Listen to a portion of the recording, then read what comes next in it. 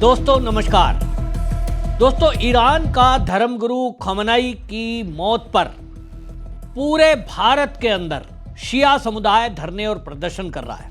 हालात ये हैं कि इस प्रदर्शन में लोग कितने खमेनी मारोगे, हर घर से खमेनी के नारे लगा रहे हैं। वहीं कांग्रेस पूरी तरह बौखलाई हुई है, जो समझ से परे है। कांग्रेस का आलम यह है कि सोनिया गांधी ने एक अखबार में बाकायदा एक लेख लिख दिया और उस लेख में उन्होंने मोदी पर सवाल उठाते हुए ये कहा कि खमेनी की मौत पर मोदी मौन क्यों है। पूरी कांग्रेस बस एक ही सवाल उठा रही है, और कांग्रेस ही नहीं, वामपंथियों ने तो दिल्ली के जंतर मंतर पर प्रदर्शन किया और उन्होंने कहा कि ये जो ईरान का खमेनी मारा गया है, इस पर मोदी मौन क्यों है।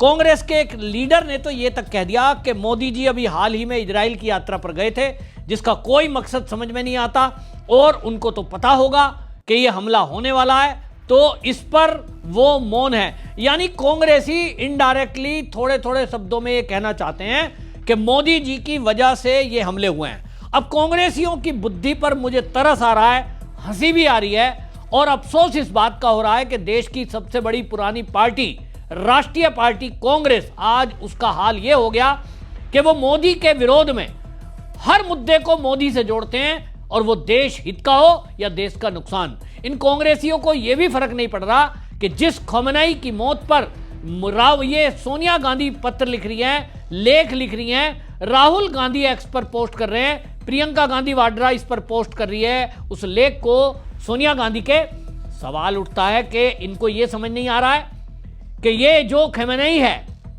ये इतना बड़ा कट्टरपंथी है जिसकी वजह से 1.5 करोड़, जी हां 1.5 करोड़ मुस्लिमों की हत्या कर दी गई। ये मैं नहीं कह रहा हूं, ये मुस्लिम धर्मगुरु कह रहे हैं। अभी हाल ही में हुए प्रदर्शन में 30,000 प्रदर्शनकारियों को मारा गया खमेनी की वजह से, क्योंकि इसकी सोच थी महिलाओं को आजादी नहीं होनी चाहिए, और वो धर्म के हिसाब से अपने देश को चलाना चाहता था, ना कि लोकतांत्रिक तरीके से। सोनिया गांधी ने द इंडियन एक्सप्रेस में जो लेख लिखा, उसमें बड़ी बड़ी बातें लिखी हैं, और उसमें लिखते हुए ये कहा कि मोदी की जो जिस तरह से मोदी मौन है, इस पर सवाल उठता है। सोनिया गांधी सवाल उठा रही हैं, तो सवाल ये उठता है कि आखिरकार सोनिया गांधी को इतना दुख क्यों है। सोनिया गांधी प्रधानमंत्री मोदी को कर्तव्यहीन बताती हैं और भारत की विदेश नीति की दिशा और भरोसा पर सवाल उठाती हैं। वो कहती हैं कि ये हत्या थी और इस हत्या पर मोदी ने कोई प्रतिक्रिया नहीं दी। तो भाई सोनिया गांधी से कोई ये पूछे कि खमेनी क्या राष्ट्रपति था? वो एक धर्मगुरु है। किसी देश में एक धर्मगुरु मारा गया, और वो धर्मगुरु जिसकी वजह से वहां के लोग ही नहीं, दुनिया के लोग दुखी हैं। आज ईरान जिसकी बात ये कह रहे हैं कि विदेश नीति, भाई भारत दोनों तरह से मौन है। तो भाई सोनिया गांधी को समझ में आना चाहिए कि जिन खाड़ी देशों में ईरान की तरफ से हमले किए गए, वहां भारत के 90 लाख लोग रहते हैं। उन खाड़ी देशों में जिसमें सऊदी अरब, यूएई, कतर, बहरीन, कुवैत और जॉर्डन ऐसे देश हैं जिसमें ईरान ने यह कहकर हमला कर दिया कि हम तो जो है अमेरिकी ठिकानों पर हमला कर रहे हैं, लेकिन लोग मारे जा रहे हैं। सोनिया गांधी के इस बयान पर, कांग्रेसियों के इस बयानबाजी पर कांग्रेस खुद गिर गई है, क्योंकि अभी केरल में चुनाव है, और केरल की एक बड़ी संख्या आबादी जो मुस्लिम है खासतौर पर, वो इन अरब देशों में रहते हैं। अब वो भारत आना चाहते हैं, फ्लाइट भी नहीं आ रही है, इक्का दुक्का कोई फ्लाइट आ रही है, यानी उनको मरने के लिए छोड़ दिया जाए, क्या ये सोचती है सोनिया गांधी? सवाल उठता है। केरल में अभी हाल ही में चुनाव है। सोनिया गांधी का ये जो लेख है, इसको राहुल गांधी ने एक्स पर रिट्वीट किया, इसको प्रियंका गांधी वाड्रा ने ट्वीट किया। तो अब सवाल उठ रहा है कि कांग्रेस को क्या भारत के लोगों की चिंता नहीं है? इस खमेनी की वजह से 30,000, जैसे मैंने कहा, महिलाओं को मार दिया गया, क्योंकि वो बुर्का नहीं पहनना चाहती थी, वो गाना गाना चाहती थी, वो म्यूजिक सीखना चाहती थी। इस कट्टरपंथी को, जो महिला विरोधी है, सोनिया गांधी सपोर्ट करती है।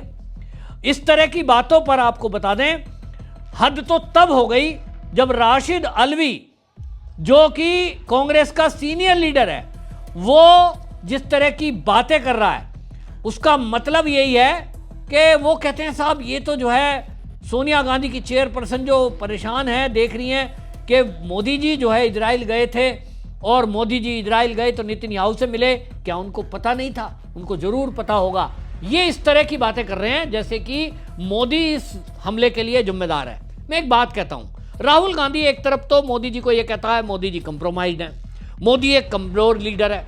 बाकायदा सुप्रिया श्रीनेत, पवन खेड़ा प्रेस कॉन्फ्रेंस कर करके मोदी का मजाक उड़ा रहे थे और कंप्रोमाइज्ड मोदी ये लिख करके टी शर्ट, आपने देखा कांग्रेस की अलका लांबा वो उसको टी शर्ट को पहन के दुनिया में जा रही है। तो भाई अगर मोदी आपके हिसाब से कंप्रोमाइज्ड है, मोदी अगर एक कमजोर लीडर है, तो भाई आप ये कैसे कह सकते हैं कि जो बेंजामिन नेतन्याहू है इजराइल का राष्ट्रपति, वो मोदी के कहने से हमला करेगा या मोदी को बता के हमला करेगा? अमेरिका ने भी इस हमले में साथ दिया है, तो क्या डोनाल्ड ट्रंप मोदी के कहने से हमला करेगा? एक तरफ कांग्रेसी कहते हैं मोदी कंप्रोमाइज्ड है, ट्रंप से डर गया, दूसरी तरफ ये कांग्रेसी सवाल उठा रहे हैं कि डोनाल्ड ट्रंप और नेतन्याहू ये दोनों ने मोदी के कहने से हमला किया है ईरान पर। ये सोच रहे हैं कि ऐसा हम बयान देंगे, इस तरह की बातें करेंगे तो भारत का जो शिया मुसलमान है वो हमें वोट दे देगा। इनको वोट पॉलिटिक्स के चलते इस देश का हित का कोई चिंता नहीं है। आप सोचिए कि जिस तरह से ईरान का ये युद्ध हुआ है, उसने समुद्र का वो रास्ता रोक दिया जहां से हमारे वो शिप आते हैं जो तेल लेकर आते हैं, और इसी की वजह से तेल के कच्चे तेल की कीमत बढ़ गई है। जो $80 प्रति बैरल चल रहा था रेट, वो $120 बैरल प्रति डॉलर हो गया है। भारत को इससे खूब नुकसान हो रहा है, लेकिन कांग्रेसियों को, सोनिया गांधी को इस नुकसान से कोई मतलब नहीं है। देश जाए भाड़ में, हमें सत्ता में आना चाहिए, और हमें सत्ता में आना है तो हम क्या करेंगे? मुस्लिम तुष्टीकरण करेंगे। मुस्लिम तुष्टीकरण में हमें अगर पाकिस्तान की भाषा बोलनी पड़ेगी तो ऑपरेशन सिंदूर के दौरान, सर्जिकल स्ट्राइक के दौरान ये पाकिस्तान की भाषा बोलते हैं। और यही कांग्रेसी और सोनिया गांधी जब चीन हमला करता है या चीन के सैनिक बॉर्डर पर कोई अस्थिरता पैदा करते हैं तो ये उनकी भाषा बोलते हैं। और अब ये ईरान के खमेनेई के पक्ष में खड़े हैं, जिसका विरोध ईरान की जनता कर रही है और जिसके मारे जाने पर ईरान में खुशी मनाई जा रही है। आज मोदी की विदेश नीति देखिए कि हमारे देश का दुश्मन, जी हां, ईरान दुश्मन है। मैंने आपको कल ही वीडियो में बताया था कि किस तरह से जब हमारा 71 में पाकिस्तान के साथ युद्ध हुआ तो इसी ईरान ने पाकिस्तान को लड़ाकू विमान दिए। ये धारा 370 हमने हटाई, उसके विरोध में था।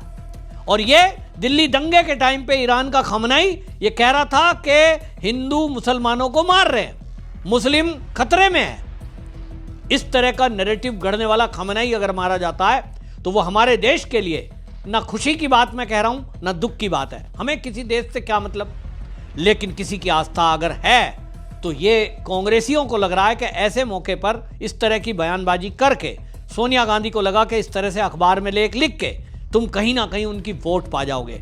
सोनिया गांधी हो सकता है शिया कम्युनिटी को खुश करने के लिए इस तरह का लेख लिखे और कुछ वोट पा जाए, लेकिन सोनिया गांधी ये भूल गई कि 90 लाख भारत के मुसलमान सऊदी अरब, यूएई, कतर और बहरीन, कुवैत और जॉर्डन में रहते हैं, जो इसी ईरान की वजह से खतरे में हैं। और अगर वहां कुछ बम गिरते हैं और अगर वहां कुछ लोग मरते हैं तो निश्चित समझ लीजिए कि कांग्रेस फिर केरल में भी आएगी नहीं। दूसरा सवाल यह है कि जो ये सारे कांग्रेसी सोनिया गांधी मोदी कर रहे हैं कि मोदी को बयान देना चाहिए, मोदी को बात कहनी चाहिए, मेरा एक सवाल है, कांग्रेसियों और सोनिया गांधी जरा ये बताएं कि ईरान का ये जो खमेनेई था ये धर्मगुरु था, ना कि राष्ट्रीय अध्यक्ष, ना ये वहां प्रधानमंत्री था, ना वहां राष्ट्रपति था। वर्तमान समय में ये केवल एक धर्मगुरु है। आपको ये भी बता दूं कि ईरान में जब वहां राष्ट्रपति की मृत्यु हुई थी अभी पिछले दिनों, तो ईरान के राष्ट्रपति की मृत्यु पर बाकायदा मोदी ने भारत का प्रतिनिधिमंडल भेजा था और उनकी मृत्यु पर शोक भी जाहिर किया था। अगर अभी भी राष्ट्रपति मरता वहां का तो जरूर मोदी जी शोक व्यक्त करते, और तब ना करते तो एक सवाल कांग्रेसी उठा सकते थे। लेकिन एक धर्मगुरु के मारे जाने पर ये क्यों चाहते हैं कि मोदी इस पर कुछ बोले? असली खेल यह है कि ये मोदी के विरोध में इस तरह की बातें करके, जहां कांग्रेस सोच रही है कि वो शिया कम्युनिटी का वोट ले लेगी, दूसरी तरफ वो ये सोच रहे हैं कि इस तरह का हम मोदी को जब घेरेंगे, मोदी पर सवाल उठाएंगे, तो कहीं ना कहीं मोदी दबाव में आकर अगर इस तरह का कोई बयान दे देते हैं तो समझ लीजिए कि इस भारत में ज्यादातर रहने वाला सुन्नी समाज वो मोदी से नाराज हो जाए, क्योंकि सताया हुआ कौन है?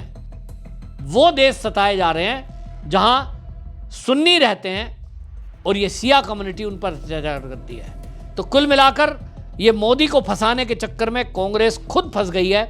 और जो ये बयानबाजी कर रहे हैं कांग्रेसी नेता, अब इनको थोड़े दिन में, अभी आप देख लीजिए, हालात नॉर्मल होने दीजिए, अब इस मामले में कश्मीर में प्रदर्शन हो रहे हैं तो इनको लग रहा है कि भीड़ सड़कों पर है और ये वोट तुम्हें मिल जाएगा।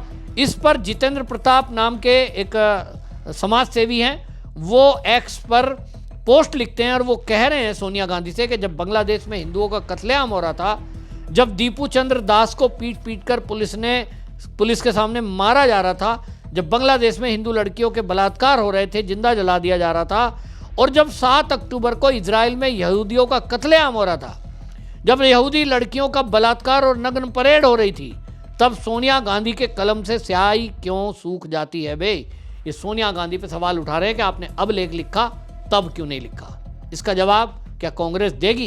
देशवासियों को भी समझना चाहिए कि ये कांग्रेस मोदी विरोध में कितना नीचे गिर गई है, कि ये देश के विरोध में हो गई है और आतंकवादियों का संरक्षण करने वाले देश के पक्ष में खड़े हो गए हैं ताकि इनको वोट मिले और केरल में इनकी सरकार बन जाए।